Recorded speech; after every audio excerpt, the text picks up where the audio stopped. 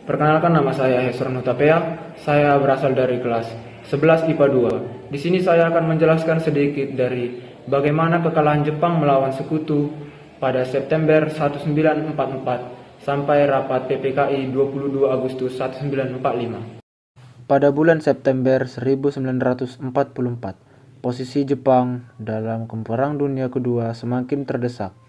Perdana Menteri Jepang Kinichi Koiso pada tanggal 7 September 1944 mengumumkan bahwa Indonesia akan diberi kemerdekaan di kemudian hari. Janji ini diberikan agar rakyat Indonesia tetap membantu Jepang melawan sekutu. Setelah itu, Jepang mulai membentuk berbagai badan untuk mempersiapkan kemerdekaan Indonesia. Pada tanggal 1 Maret 1945 dibentuk BPUPKI atau sebagai disebut Badan Penyelidik Usaha-Usaha Persiapan Kemerdekaan Indonesia. Badan ini bertugas menyusun dasar negara dan rancangan undang-undang dasar. Tokoh penting yang terlibat antara lain Soekarno, Muhammad Hatta, dan Muhammad Yamin. BPUPKI mengadakan sidang pertama pada 29 Mei 1 Juni 1945 untuk membahas dasar negara. Pada sidang ini, Soekarno menyampaikan gagasan Pancasila pada tanggal 1 Juni 1945. Kemudian dibentuk Panitia 9 yang menghasilkan Piagam Jakarta pada 22 Juni 1945.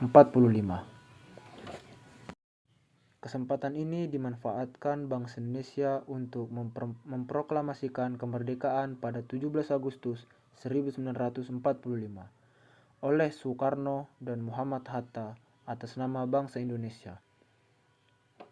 Setelah proklamasi PPKI mengadakan sidang pertama pada 18 Agustus 1945, sidang ini menghasilkan keputusan penting, yaitu yang pertama, mengusahakan atau mengesahkan Undang-Undang 1945.